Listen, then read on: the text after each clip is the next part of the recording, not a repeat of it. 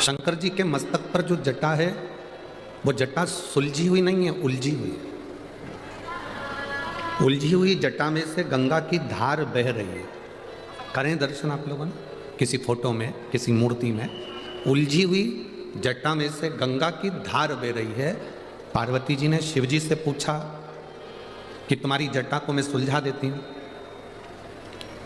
आपकी इस जटा को लाओ मैं सुलझा दूँ। देवादिदेव महादेव ने कहा पार्वती तुम चाहे कितना भी प्रयास कर लेना पर यह जटा सुलझने वाली नहीं,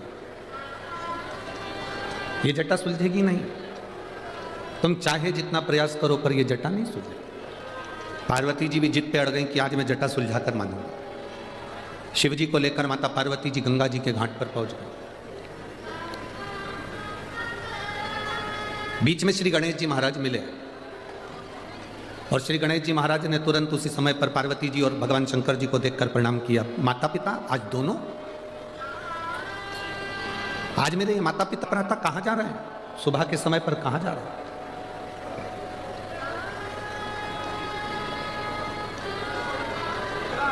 अब तो गणेश जी महाराज जो ठाका लगाकर हंसे, ऐसा तीव्र ठाका गणेश जी ने लगाया कि पार्वती जी स्तुब्ध रह गई गणेश जी को देखकर। विनायक, गणेश तुम हंस रहे हो? हाँ मां। क्यों? गणेश जी ने कहा मां जितनी जटा उलझी हुई है उतने पिताजी उलझे हुए हैं। तुम जटा सुलझा सकती हो पर पिताजी को नहीं सुलझा सकती, बहुत कठिन है सुलझाना। पार्वती जी भी जिद पकड़कर बैठी थी कि चाहे कुछ भी हो जाए आज भोलेनाथ जी की जटा के रहो। शिव जी की जटा मुझे सुलझाना है, मतलब सुलझाना। अब गंगा जी के घाट पर पहुंच गए भगवान शिव और पार्वती। पार्वती जी और शंकर जी दोनों गंगा जी के जल में प्रवेश कर गए और गंगा जी के जल में शिव पार्वती दोनों प्रवेश कर भगवान शंकर और पार्वती जब गंगा जी के जल में प्रवेश कर बैठे, पार्वती जी ने उनकी जटा खोलना प्रारंभ करी।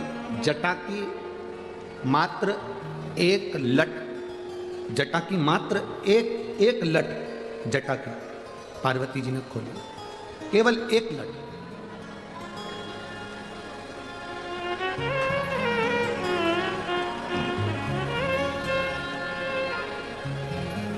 शिव महापुराण की कथा कहती है, लिंग पुराण की कथा कहती है, कूर्म पुराण की कथा कहती है और स्कंद पुराण की कथा कहती है। शिव जी की केवल एक लट को पार्वती जी को सुलझाने में 1000 वर्ष लग गए थे। कितना वर्ष लगा था?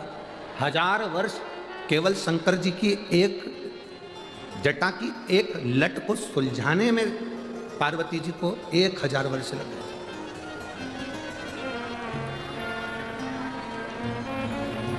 1000 वर्ष निकल गए पर वो लट नहीं सुलझी।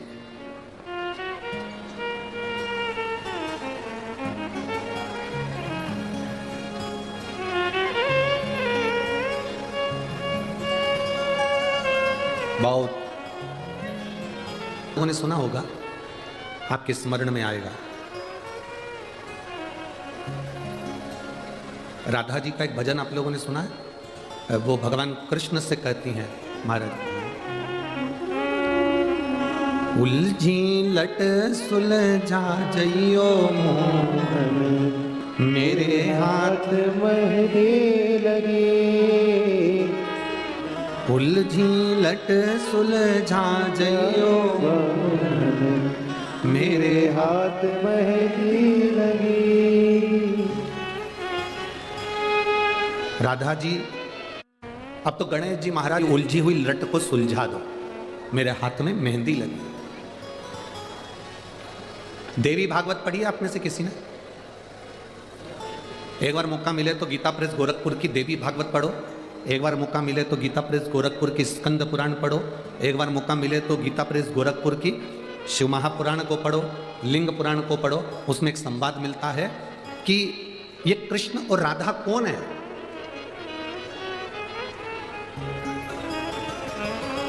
राधा और कृष्ण कौन है? कृष्ण स्वयं पार्वती है और राधा स्वयं शिव है। यह हमारी देवी भागवत के अंदर स्पष्ट लिखा है, स्पष्ट, कि राधा शिव है और पार्वती जी कृष्ण है। ये देवी भागवत के अंतर्गत वर्णन। अब जब शंकर भगवान स्वयं राधा जी के रूप में हो गए और पार्वती जी स्वयं कृष्ण के रूप में हो गई, तो वो कह रही हैं कि मेरी उलझी लट सुलझा दो। क्यों? सतयुग में ना जाने कितने कितने युग निकल गए, किसी युग में भगवान शंकर की जटा को सुलझाने वाला कोई जन्म ही नहीं लिया।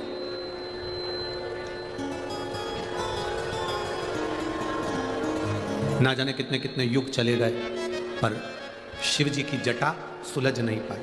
कितने युग, कितने, शंकर भगवान की जटा नहीं सुलझ पाई।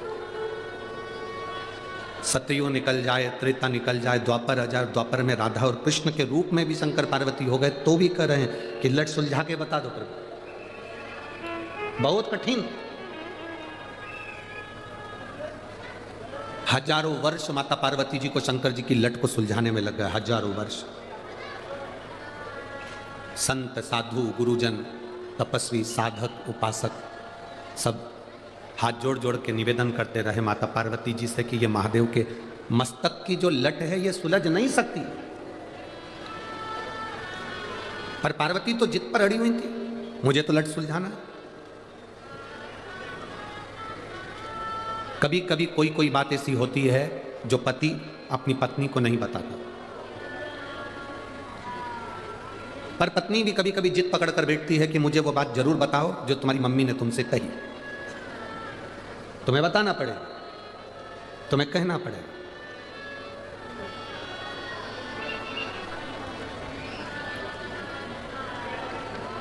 दशरथ जी की सास,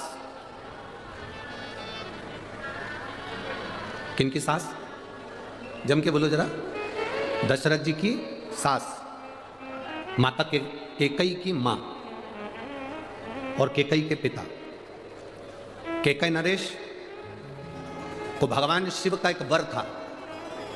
केकई के पिताजी को शंकर जी का दिया हुआ एक वर था कि तुम पशु, पक्षी, जानवर की आवाज सुन सकते हो, समझ सकते हो और जान सकते हो। पक्षी आपस में क्या बात कर रहे हैं ये आप जान सकते हो, पशु आपस में क्या बात कर रहे हैं ये आप जान सकते हो। दशरथ जी के ससुर को शंकर जी का वर था, केकई नरेश को। अब केकई नरेश को तो ये वर था कि आपको ये वर है कि आप पक्षी की आवाज पहचान सकते हो, पशु की आवाज पहचान सकते हो, जानवर की आवाज पहचान सकते हो, क्या बोल रहा है आप समझ सकते हो। पर केकई नरेश, तुम्हें हमने वर दिया है कि तुम पक्षी की आवाज पहचान जाओगे, पर तुम याद रखना जिस दिन तुमने पक्षी क्या बात कर रहे हैं, पशु क्या बात कर रहे हैं, जानवर क्या बात कर रहे हैं, इस बात को किसी दूसरे को बता दिया तो उसी क्षण तुम्हारे प्राण छूट जाएंगे। उसी क्षण तुम्हें मरना पड़ेगा, उसी क्षण तुम्हारे प्राण चले जाएंगे।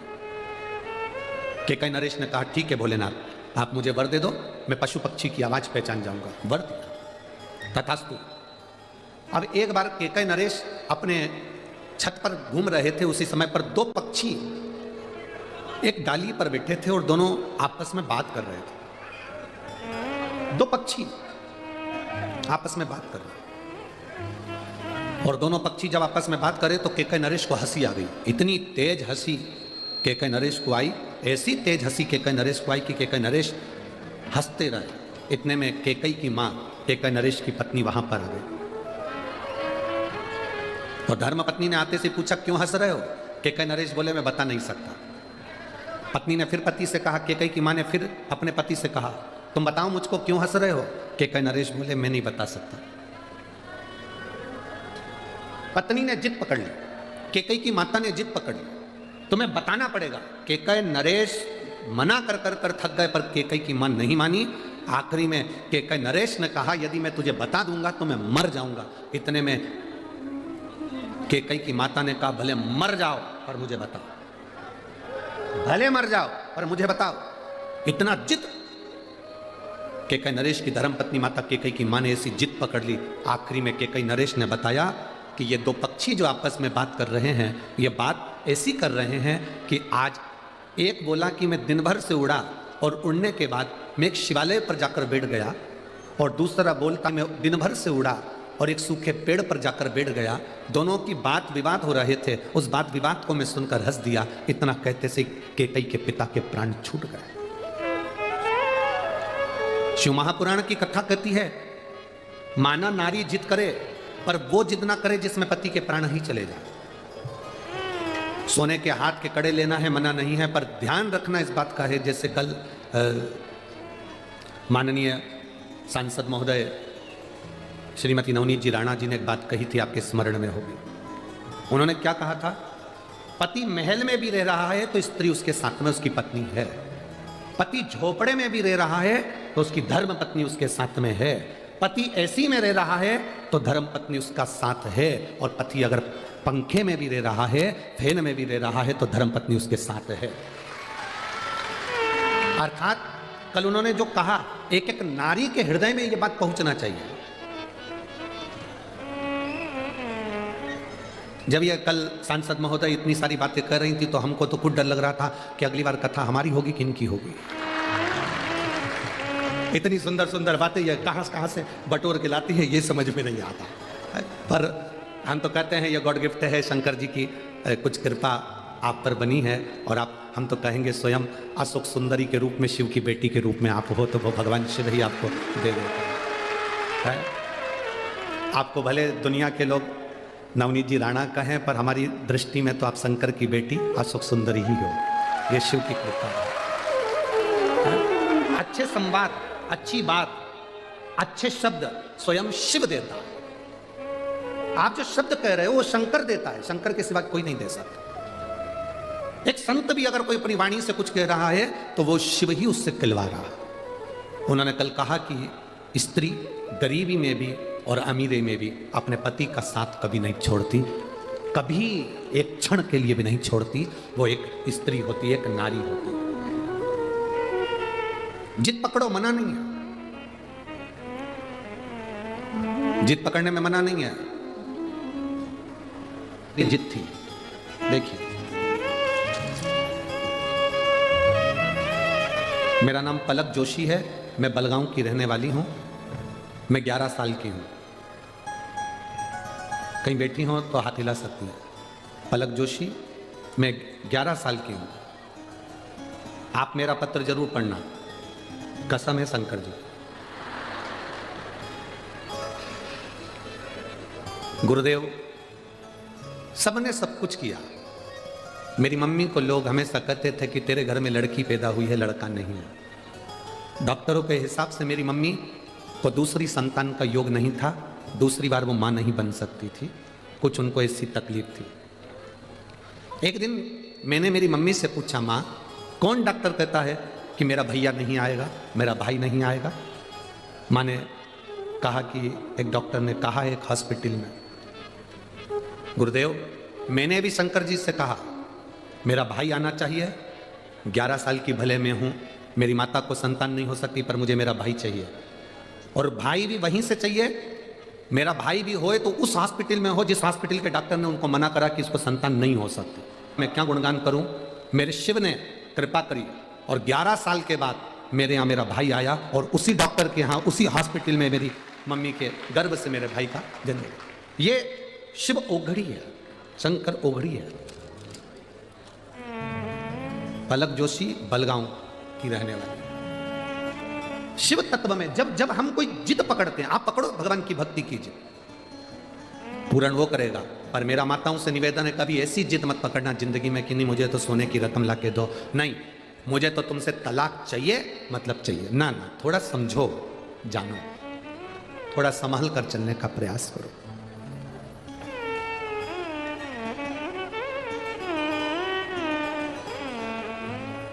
थोड़ा संभल कर चलने का प्रयास करो।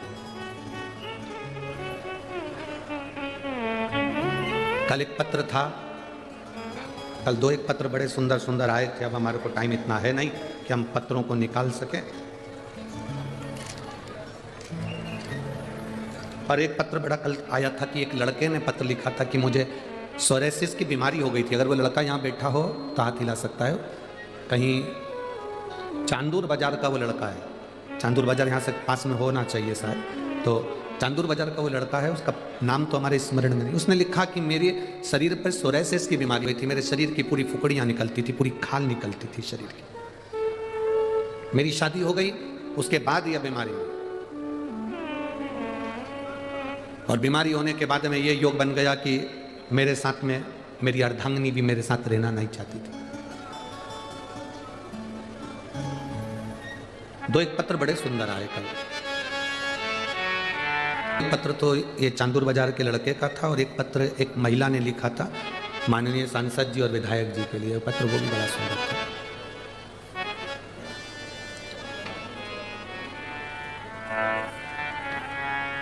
उसके शरीर में सोरायसिस की बीमारी हो गई। चांदूर बाजार का वो बच्चा, उसने कहा मेरा परिवार टूट न जा रहा था, मेरा एक छोटा सा बेटा भी है, पत्नी उसको लेकर चली गई और अपने गांव पहुंच गई, और अब वो आना नहीं चाहती।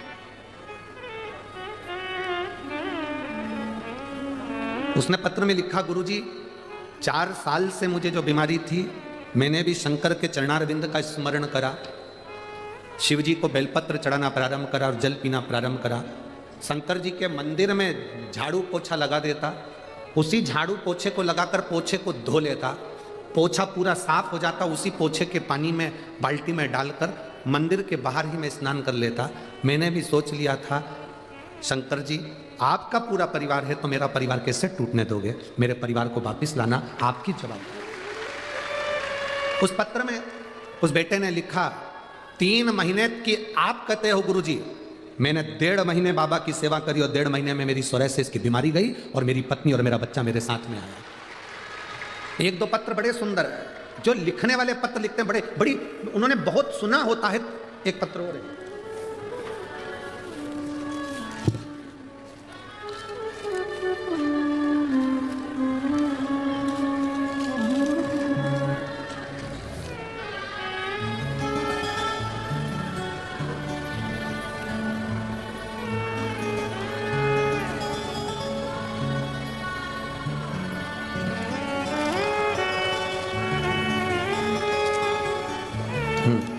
सो मनीषा येडेकर, मुकाम पोस्ट गोपाल नगर, अमरावती।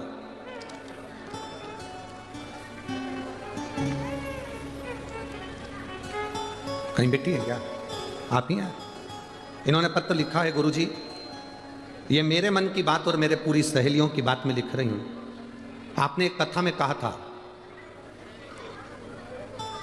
कि बड़े बर्तन कभी कभी काम आते हैं, छोटे बर्तन ज्यादा काम आते हैं।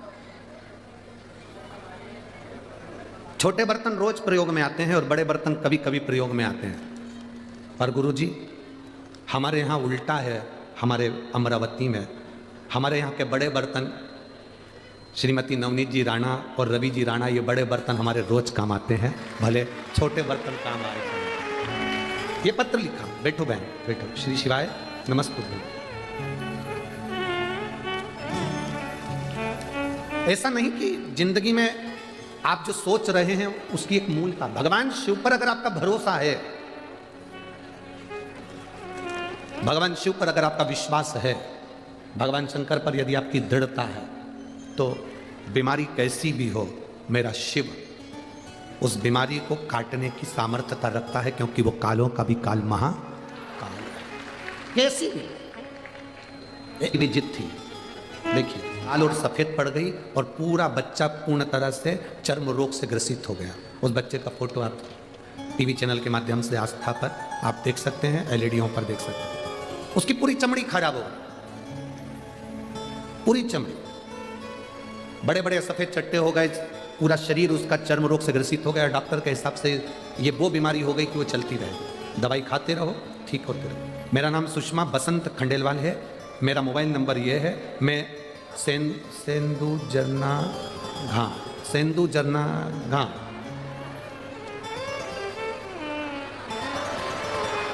समझ गए?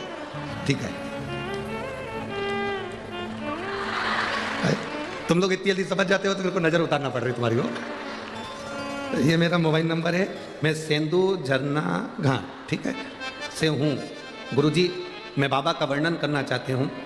मेरे बच्चे के शरीर का पूरा शरीर बेकार हो चुका था, पूरा शरीर सफेद सफेद से पूरे शरीर पर बच्चे के कमड़ी हो जा रही, कभी सफेद। परेशान हो गए। डॉक्टर के हिसाब से ये बीमारी लंबी चलती है और उम्मीद नहीं रहती कि ये बीमारी ठीक हो, चर्म रोग। पर सीहोर गए, रुद्राक्ष लाए, तांबे के कलश में गलाया, शिव जी को चढ़ाकर उसके शरीर पर पोंछा, 2 बूंद उसके मुख में दिया। शंकर जी के मंदिर में नित्य जाकर दिया लगाना, बेलपत्री के पेड़ के नीचे दिया लगाना और वहां से थोड़ी सी मिट्टी लाकर शरीर पर लगाना। डॉक्टर के हिसाब से यह बीमारी बहुत लंबी थी।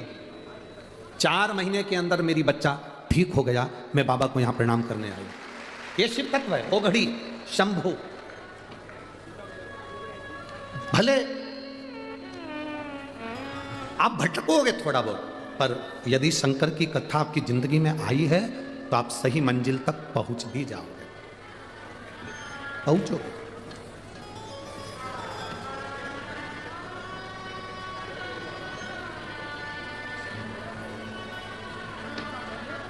एक विश्वास के साथ आप कथा को सुनोगे तो वो मिलेगा जरूर।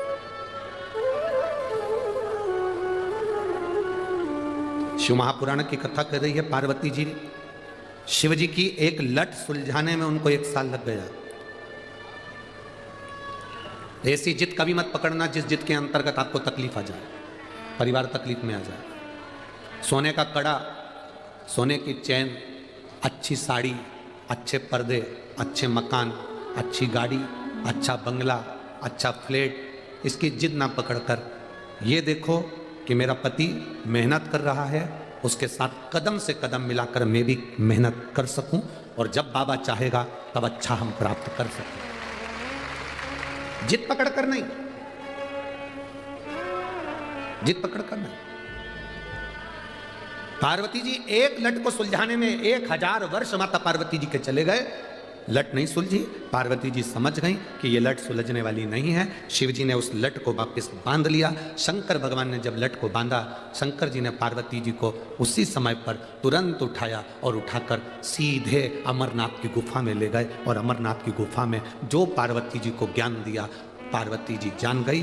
शंकर भगवान का सबसे पहला अमर गुफा में जो ज्ञान था वो ज्ञान था कि पार्वती जैसी मेरी जटा उलझी हुई है और इसको कोई सुलझा नहीं सकता, पर इस उलझी हुई जटा में से गंगा की धार दिन रात बह रही है। उसी तरह जैसे जटा उलझी है उसी तरह पृथ्वी पर जन्म लेने वाला प्रत्येक मनुष्य संसार में उलझा रहेगा, पर गंगा की धार जैसी उसकी भक्ति निर्मल बहती रहना चाहिए।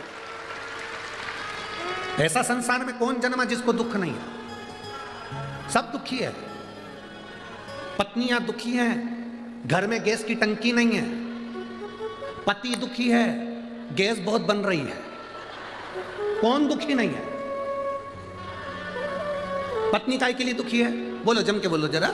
घर में गैस की टंकी नहीं है और पति क्यों दुखी है?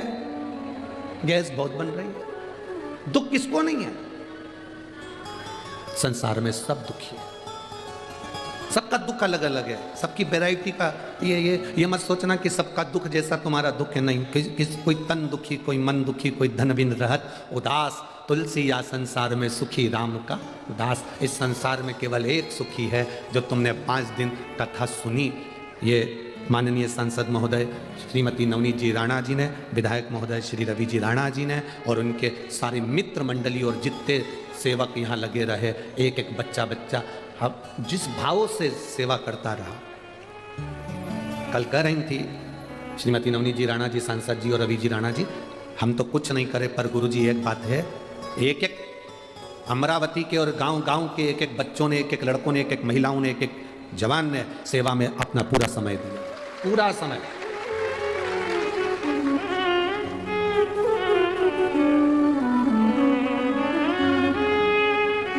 लाल और सफेद। आशीष के पास अगर वो वीडियो हो तो जरूर आस्था चैनल पर दिखाना। जो वनी से प्रशासनिक लोग आए थे कल व्यवस्थाएं देखने के लिए, क्योंकि वनी में कथा है जनवरी एंड से 2 फरवरी तक, 27 जनवरी से 2 फरवरी तक। उसमें किसी प्रशासनिक अधिकारियों ने कहा कि महाराज कथा में कह रहे हैं कि सांसद महोदय के लिए उन्होंने कहा कि भोजन ऐसा लगता है कि शिव पाते हैं, शिव खाते हैं, ऐसा भोजन बन रहा। चलो अपन भी जरा एक बार भंडारे का भोजन कर कर आते। कथा सुनकर वो भंडारे का भोजन करने गए। और मैं कहूँगा आशीष, अगर आपके पास वो वीडियो हो तो जरूर उसको आस्था चैनल पर डालें या अपनी फेसबुक आईडी से उसको डलवाएं। जब वो भोजन करने के लिए गए, प्रशासनिक अधिकारी बनी से आए हुए, तो भोजन भंडारे में जो उनकी थाली में रोटी आई, उस रोटी को आप लोगों ने, कई लोगों ने देखा भी होगा, उस रोटी पर जितनी रोटी उस अधिकारी की थाली में आ रही थी, सब पे ओम बना हुआ आ रहा था। प्रत्येक रोटी पर ओम था। अब बनाने वाली कितनी माताएं बैठी है? आप लोग गए हो भंडारे में दर्शन करने के लिए? बनाने कितनी माताएं बैठी है और कितने चूल्हे जल रहे हैं और कितनी तवे रखाए गए हैं। 130 भट्टियों पर भोजन बन रहा है और 8 लाख 9 लाख व्यक्ति रोज का भोजन कर रहा है। प्रतिदिन का भोजन 8 से 9 लाख व्यक्ति भोजन कर रहा है प्रतिदिन। इतना भोजन, उसकी क्रमता। अंत में उन्होंने कहा कि शिव पुराण है। शिव पुराण केवल पुराण नहीं है, वो अधिकारी कहकर जाता है कि ये शिव पुराण नहीं, ये शंकर खुद स्वयं कथा करता भी है, सुनता भी है और करवाता भी है। दूसरा कोई नहीं। महाराज का कोई यश नहीं है। किसी और वाले महाराज ने वो दिखा दो एलईडी पर, टीवी पर, दोनों पर। एलईडी पर चालू होता है, एलईडी पर भी दिखा। आप देखिएगा, जो लोग एलईडी देख रहे हैं, आस्था चैनल पर जो लोग देख रहे हैं, वो उस रोटियों को देखेंगे, वो जो ऑफिसर की थाली में आ रही है और उसमें ओम बने हुए, बिल्कुल पूर्ण तरह से आप उसका स्मरण करिएगा कि कितनी परीक्षा भोलेनाथ की लोग हैं। वो तो हर जगह पर विराजमान, प्रत्येक जगह। और शंभु शरणे पड़ी मांगो घड़ी दुख काटो, दया करी न दर्शन आपो, दया करी न दर्शन आपो।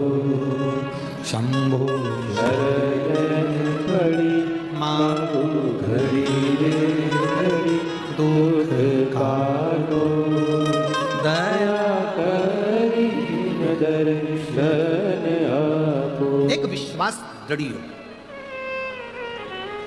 विश्वास की दृढ़ता, विश्वास की मूलता। शिव कथा कर रहे, भगवान शंकर की पवित्र कथा कर रहे। पार्वती, अमर गुफा में शिवजी ने पार्वती को अपनी जटा का रहस्य बता दिया कि ये जटा जो उलझी है, संसार में ऐसा कोई मनुष्य नहीं जिसके जीवन में दुख नहीं, उलझन नहीं।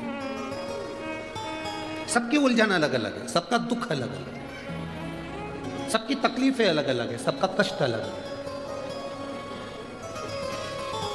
और जब सबकी उलझन अलग है, सबका कष्ट अलग है, सबका दुख अलग है, सबका दर्द अलग है,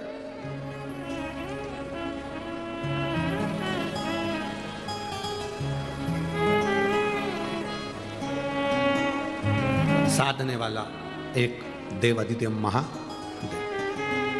आप लोगों से एक प्रश्न करें, उत्तर दोगे क्या? जो बुजुर्ग माताएं बैठी हैं वो उत्तर दे सकती हैं, और जितने बुजुर्ग पुरुष वर्ग में बैठे हैं वो भी उत्तर दे सकते हैं। तुम्हारे पूर्व के समय को 65 साल पहले, 50 साल पहले, 60 साल पहले का समय निकाल कर बताना, क्या पहले अलग अलग डॉक्टर होते थे क्या? कि हड्डी का डॉक्टर अलग होगा, शुगर का डॉक्टर अलग होगा, बीपी का डॉक्टर अलग होगा, इसका डॉक्टर अलग होगा, उसका डॉक्टर अलग होगा? बोलो री बुजुर्ग माताओं, भाई लोग, होते थे? एक डॉक्टर होता था अपने गांव में, अपने शहर में, अपने नगर में, अपने हॉस्पिटल में। एक डॉक्टर होता था, सबका इलाज कर देता था। बोलो, करता था कि नहीं करता था? एक डॉक्टर पूरी बीमारी का इलाज कर देता था। अब फैशन आ गया, अलग अलग वेराइटी के, अलग अलग क्वालिटी के, अलग अलग चीज के डॉक्टर हो गए। हार्ट का अलग, आंख का, सब के अलग अलग डॉक्टर। पहले कुछ भी तकलीफ हुई, डॉक्टर साहब देखना साहब ये तकलीफ है, देखना साहब ये तकलीफ है।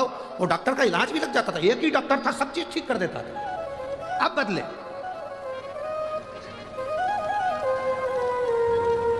जब तुम भटकना चालू कर दिए तो ढेर सारे अलग अलग चीज के डॉक्टर तुम्हें मिलना प्रारंभ हो गए। जब तुम भटकते नहीं थे, तुम्हारा विश्वास पक्का था, हमारा डॉक्टर एक है, फैमिली डॉक्टर, उसके पास चले जाओ, सब कर देगा। जा, क्या हो गया, पाँव दुख रहा है, डॉक्टर सबके पास चले जा। जा, आंख दुख रही है, डॉक्टर के पास की चले जा। जा, अपने फैमिली डॉक्टर के पास चले जा, अपने डॉक्टर के पास चले जा। एक डॉक्टर था, कुछ भी हुआ उसके पास पहुंच जाते थे। अब भटकता है व्यक्ति, यहाँ पर जाकर ये वाली रिपोर्ट करवाओ, यहाँ जाकर ये कराओ, अलग अलग चीज के डॉक्टर हो गए, अलग अलग उनको जांच कराई जाए। पहले एक डॉक्टर होता था, सब इलाज कर देता था। तुम भटकने लगे इसलिए अलग अलग चीज के डॉक्टर भी हो गए। पहले एक था और वो हमेशा एक ही रहेगा, वो देवादिदेव महादेव। एक डॉक्टर ऐसा है, सबका इलाज कर देता है, सबका इलाज, सारी समस्या का हल एक लोटा जल। अब किसी दूसरे की क्या समस्या है तो कहीं कि नहीं तुम एक काम करो, लोटे में बल्कि दूध चढ़ा।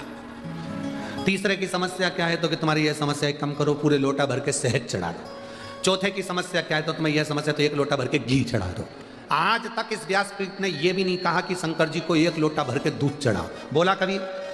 इस व्यासपीठ ने जब भी बोला कि गाय का अगर दूध मिल जाए तो तुम्हारी जो छोटी चम्मच होती है उस चम्मच में भी 2 बूंद दूध डाल लेना, पानी के लोटे में डालकर चढ़ा देना, मेरा शंकर प्रसन्न हो जाएगा। आज तक इस व्यासपीठ ने नहीं कहा कि तुम 1 किलो दूध चढ़ाओ, कि 5 किलो दूध चढ़ाओ, कि 7 किलो दूध चढ़ाओ।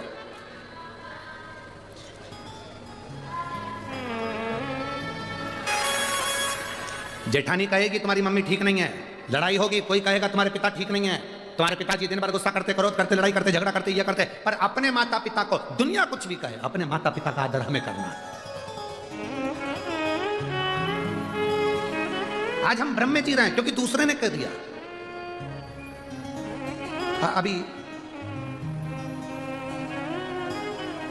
अभी नया साल चालू होगा, जोकर बनोगे तुम सब।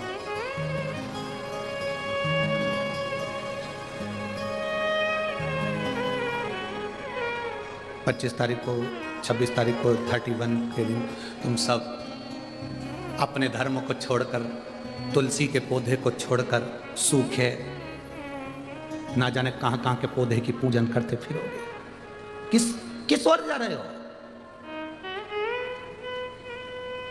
सनातन धर्म नहीं कहता, हमारा सनातन धर्म यह भी नहीं कहता कि हम किसी का अपमान करें, इसलिए इस व्यासपीठ से किसी धर्म का कभी नाम नहीं लिया आज तक कि वो धर्म ऐसा कि वो धर्म ऐसा। हमारा धर्म, हम भजन कर लें, हम कीर्तन कर लें, वही बहुत है, स्मरण हो जाए वही बहुत है। पर अपने मार्ग से हम हटे ना, अपने मार्ग को हम नहीं छोड़े। बोलबम का नारा है, एक डॉक्टर होता था, सबका इलाज कर देता था, उस पर सबसे ज्यादा भरोसा आपको होता था। हाथ दुखा, पांव दुखा, चले जाओ। अब डॉक्टर अलग अलग हो गए, पहले एक था, एक। पूरी पृथ्वी जहां तुम खोदना चाहो, यहीं से मतलब नहीं कि भारत कोई, तुम पाकिस्तान में जाके भी वहां की जमीन को खोदोगे और अफगानिस्तान में भी जाकर खोदोगे, अमेरिका और चीन की जमीन को भी खोदोगे तो उसमें से कुछ निकले चाहे निकले, पर मेरा महादेव का शिवलिंग जरूर निकलेगा। शंकर है, निकलेगा। खोद लो जहां खोदना। पहले सबसे ज्यादा अगर कोई है तो वो शिव तत्व है। पहले कोई मूर्ति बनती नहीं थी, केवल शंकर का शिवलिंग, उसी की पूजन होती थी। एक डॉक्टर था, कोई मूर्ति थी नहीं। पहले सबसे पहले शंकर के शिवलिंग के सिवाय कुछ नहीं। प्रजापति ब्रह्म कुमारी की बहनें कहती हैं, एक बिंदु से शिव निकला, एक बिंदु से शिव है, शिव से बिंदु है, और उसी से सबकी प्रागट्यता है। एक डॉक्टर, सारी समस्या का हल एक लोटा जल।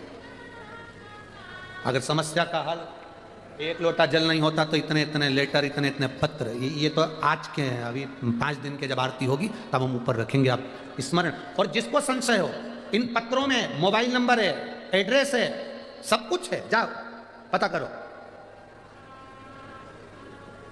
उसके घर भी जाना जो मर चुका था और 5 बजे जिसका अंतिम संस्कार होने वाला था, उसका भी एड्रेस है, उसका भी फोन नंबर है।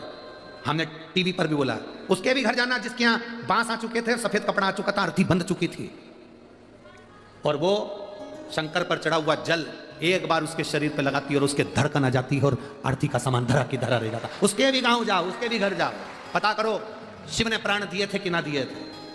अकाल मृत्यु वो मरे जो काम करे चंडाल का, काल उसका क्या बिगाड़े जो भक्त हो महाकाल का। जो शिव की आराधना करता है, शंकर की उपासना, यह हमारा भरोसा है, यह हमारा विश्वास, यह हमारी दृढ़ता है।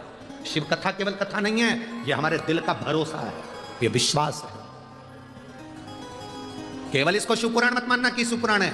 आप आए हो बहुत दूर दूर से, सुबह 8 बजे कथा है, कहीं दूसरी जगह पर 8 बजे कथा होती तो कोई पहुंच पाता कि नहीं पहुंच पाता पता नहीं।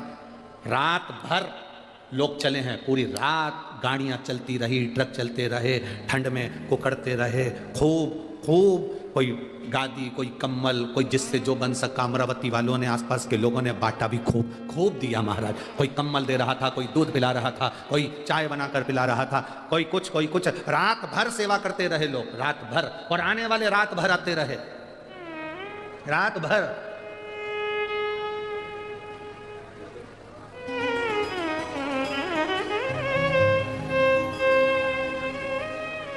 शिव पुराण नहीं है ये शिव से मिलन है, शिव से मिलन।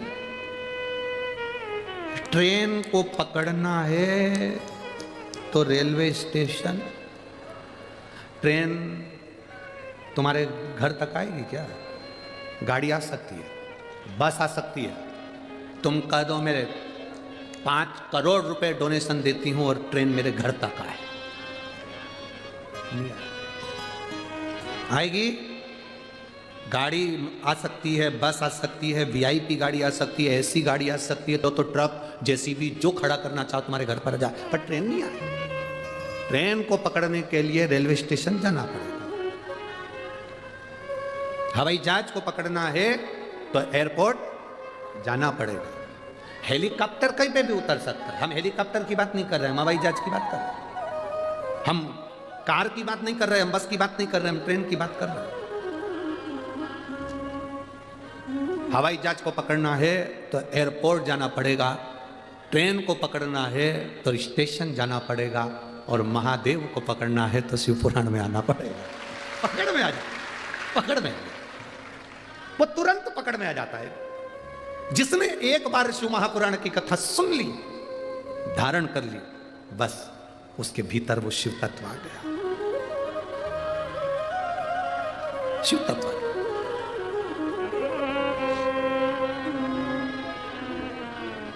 वो कहे बिन पिए नशा हो जाता है जो शिव के नाम को गाता। ये तत्व हमारे भीतर समाहित हो जाए, एक बार जो शंकर की कथा में आ गया वो शिव का हो गया। आप लोगों को अगर कोई लालच भी देना, ये मैं दिल से कह रहा हूं, अगर कोई तुमको कहे कि हम तुमको 500 रुपए देंगे, तुम सुबह रात भर चल के सुबह 4-5 बजे 8 बजे यहाँ पहुंचो, तुम एक नहीं आओगे, मेरी गारंटी है। इतनी ठंड, इतनी ठंड, और इतनी ठंड में रात भर ऑटो से, मैजिक से, खुली गाड़ियों में कांप रहे ठंड में, और मुख से चिल्लाते जा रहे श्री शिवाय नमस्तुभ्यं, बोलते बोलते बोल बम का नारा है बाबा एक साथ। गाड़ी छोड़ी वहां पैदल पैदल, ठंडी हवा अलग चल रही। भगवान पूरी परीक्षा लेता है, रात को एकदम एसी खोल देता है, पूरा पावर का ठंड। किसी ने कहा गुरुजी इतनी ठंड रात को, हमने कहा कैलाश पर कथा चल रही है, कोई साधारण है? कैलाश पर, और स्थान का नाम भी तो है हनुमानगढ़ी, हनुमानगढ़ी।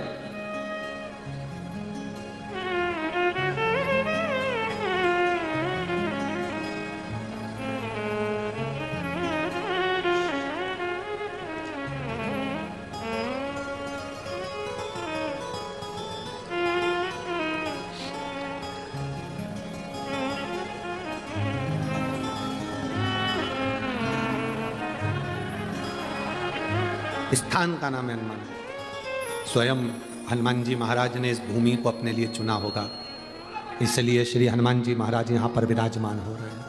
उन्होंने खुद चुना होगा इस जगह को, इसीलिए विराट। शिव तत्व को जान, शंकर की अविरल भक्ति को पहचान, शिव भक्ति।